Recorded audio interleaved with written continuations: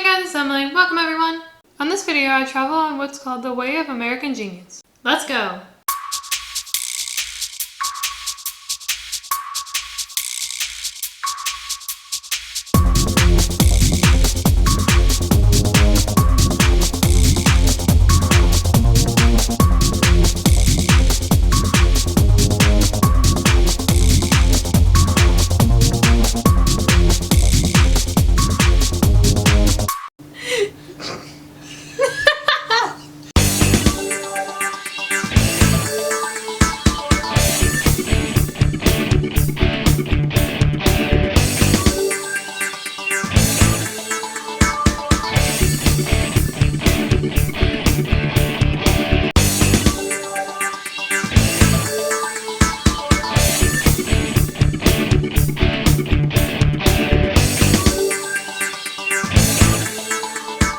The thoroughfare known as US 36 runs from Hannibal and goes westward to St. Joseph. Numerous examples of American ingenuity can be found on this road. Let's take a look at a map. I started in Hannibal after crossing that bridge that you saw earlier. Hannibal is the home of literary genius Samuel Clemens, better known as Mark Twain. I then visit Marceline, the boyhood home of Walt Disney. He of course was a visionary in the entertainment and theme park industry. Then I visit Chillicothe. Something we take for granted, a loaf of machine-sliced bread, was invented here and changed the food industry. Also on this road, but I didn't visit, is Hamilton, where James Cash Penney Jr. was from, better known as the founder of J.C. Penney, and St. Joseph, where the Pony Express revolutionized how people communicate with each other as well as get their news.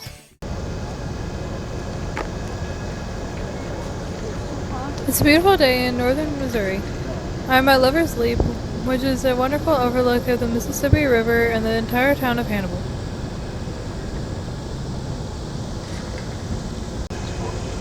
Last year we were here for the Tom Sawyer days. We took that same riverboat on a trip up and down the river.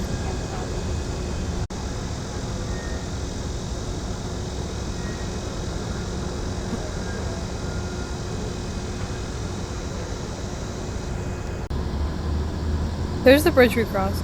Interstate 72.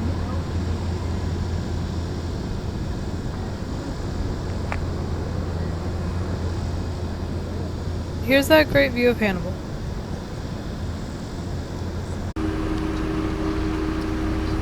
The legend is that a Native American brave and a princess wanted to be together, but their parents forbade it. One day they were being chased and they climbed Lover's Leap to get away. Instead of being killed, they threw themselves off the edge and fell to their deaths. This marker is a memorial for three boys that in 1967 wanted to retrace the steps of Huck Finn and Tom Sawyer, only never to be seen again.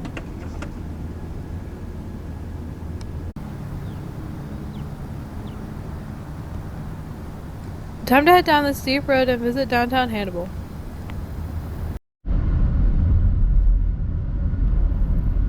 Hannibal is a really nice town, lots of shops and restaurants along this road.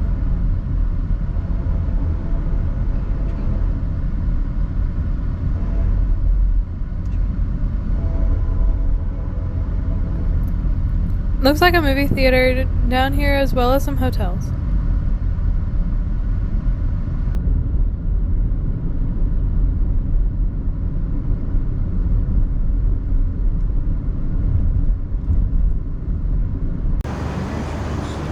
At the north end of the road is the Mark Twain Boyhood Home and Museum. It is a series of several buildings to walk through, and like his books, these buildings tell the story of Mark Twain.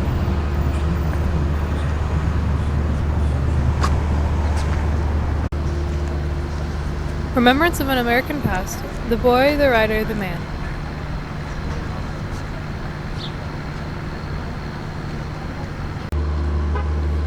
My mama has to finish painting this fence, then we'll see the museum.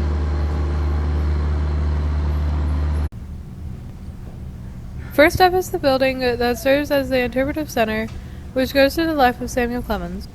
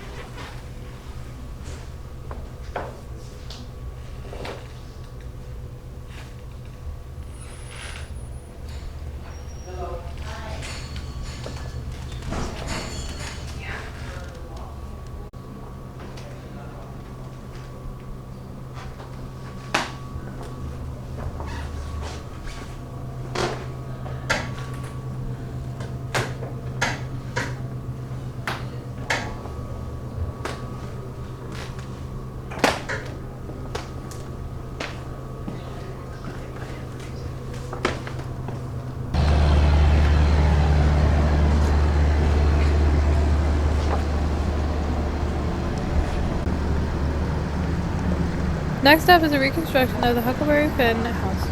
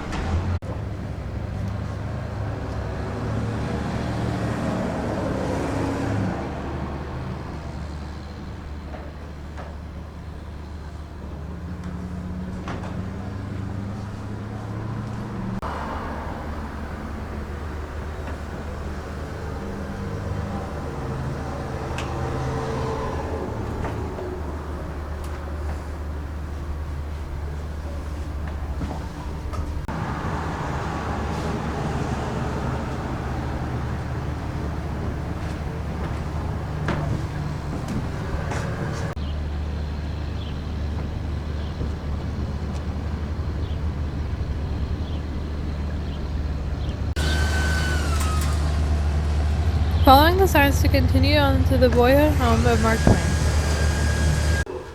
The first group you will ever see diamond. Here Tom Sawyer took the dreaded painkiller medicine in the story and one step for cooking and cleaning. The fireplace was where cooking was accomplished. The Clemens family owned a slave child before the need. Newfangled flush toilets. Fake. Is that supposed to be cookies? I don't think so.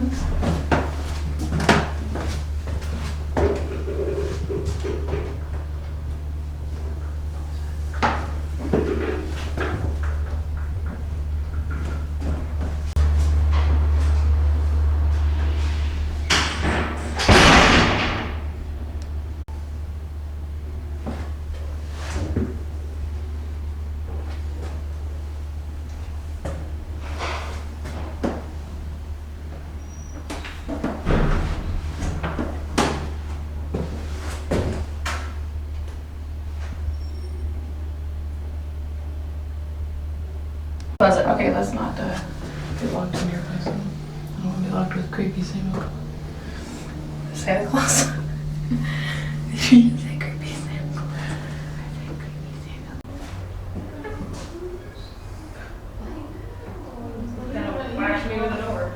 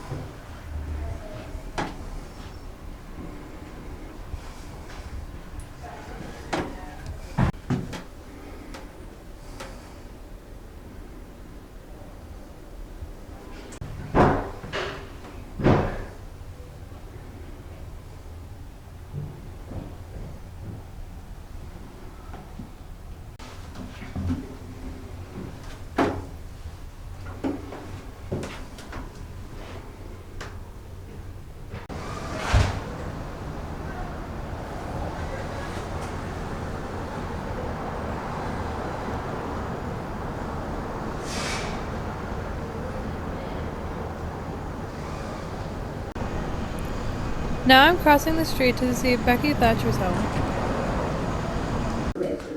Of being the great writer that he was in later life. I believe the life led by Mark Twain of the river caused him to dream his stories and weave into them the happy childhood days spent in Hannibal.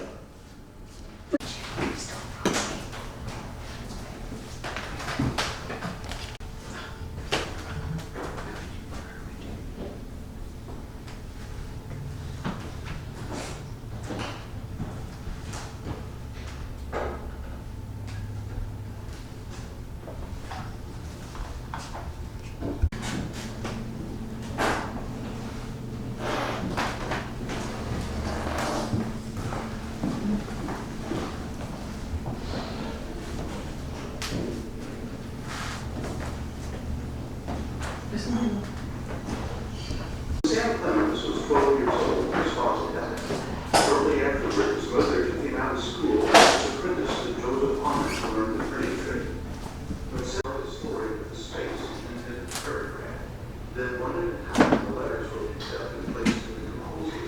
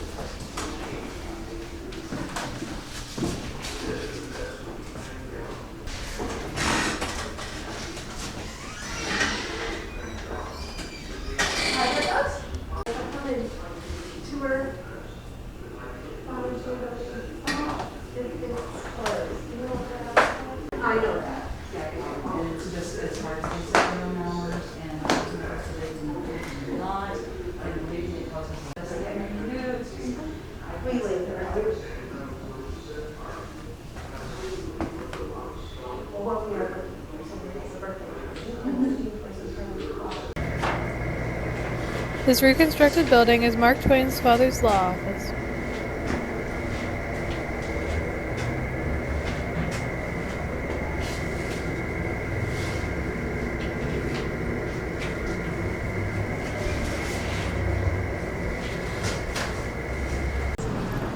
The next building it takes us to Grant's drugstore to show some of the ailments suffered by many at the turn of the 20th century. Fire. Still stands, but isn't as large now. When Samuel Clemens penned these words in his twilight of memory and in his life. In the fall of 1846, Sam's father, John Marshall Clemens, was in financial distress. She chose judiciously, and chose the one she could spare, which was myself. It is incredibly easy to forgive Jane Clemens didn't survive till adulthood. By the time she moved to the Palliser house, Jane had already lost 3 children. In later years, Sam would write, For a time, a child died almost every day. The village was paralyzed. What animal is that? I can't tell if it's a cat or a dog, or a pig, or one of the 3. I don't know.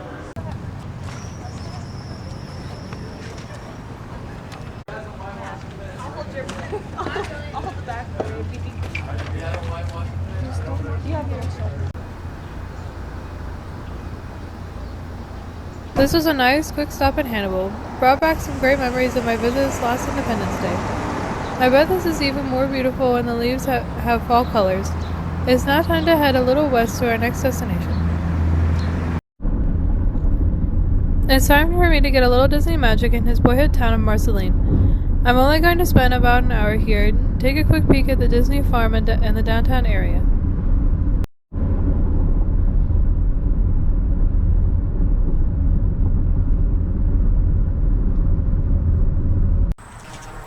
This is nice. They have a paved parking area at the trailhead to the Disney farm. Also nice we have the place to ourselves.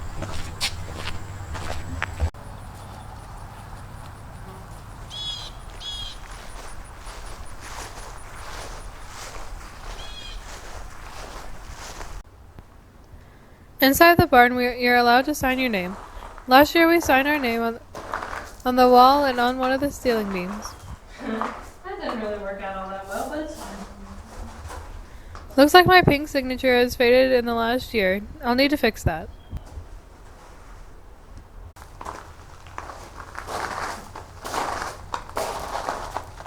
Down here is where Justin Scard, his fiancée Allie, and Adam the Woo signed. I did find a space on this bench.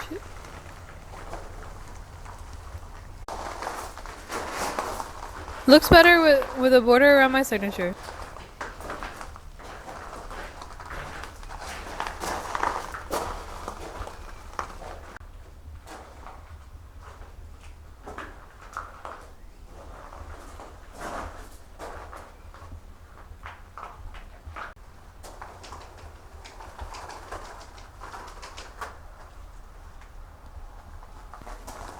So neat to see all the signatures over the last several years.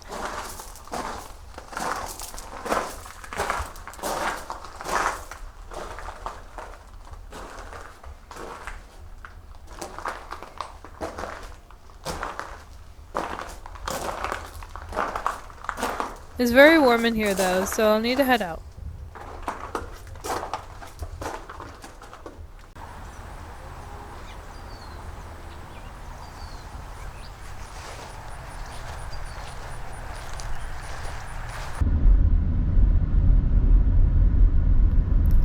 Driving south through the original Main Street, USA, the inspiration for Main Street you see in many Disney parks.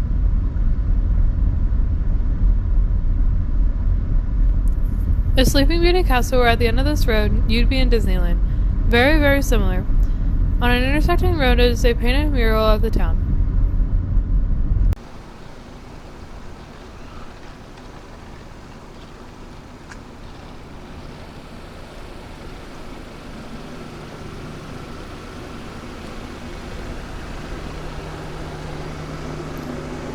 Here's that great painted mural. Welcome to Main Street, USA.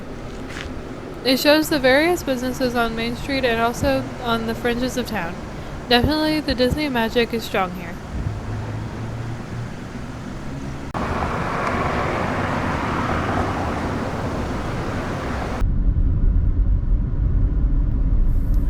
On the right is a very large city park, Walt Disney Municipal Park, complete with a pool and I think a golf course.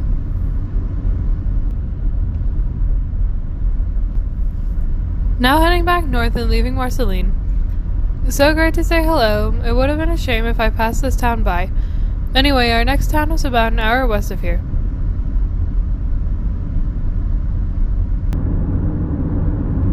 Welcome to Chillicothe. At this building, the Chillicothe Bread Company, in 1928, the first usage of an automatic bread slicer was used on a loaf of bread. So this town has the home of sliced bread, and they're very proud of that fact. They even have a sliced bread festival. I think we just missed it. At the corner of 1st and Elm Street is that bread factory. On this display, it mentions the bread slicer was first used here, and it instantly changed how people buy loaves of bread.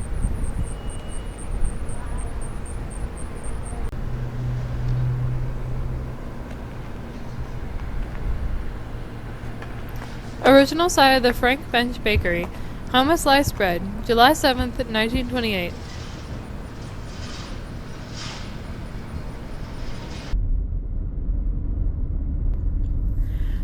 This is a nice downtown area here. There are so many painted murals here too. That's the county courthouse there. Pan to the left is the sliced bread mural. There's a beautiful mural with a town logo and a painting of downtown with horse-drawn carriages. This really is a nice downtown area. This is a growing town as well.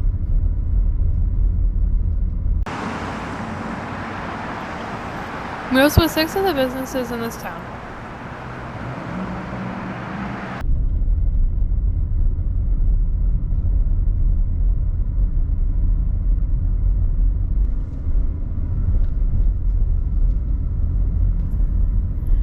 Driving by a few more murals on this downtown street. So very pretty here.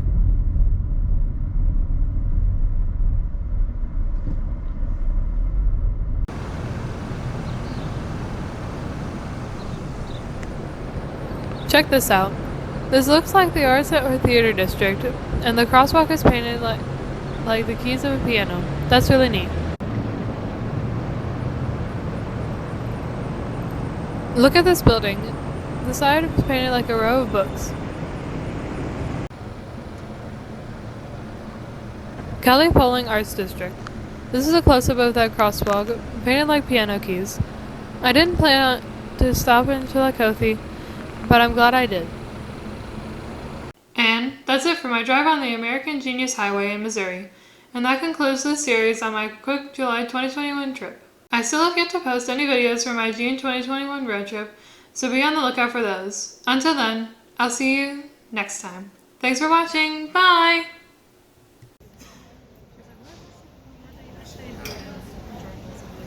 I'm back at the very old Kansas City airport. Very outdated.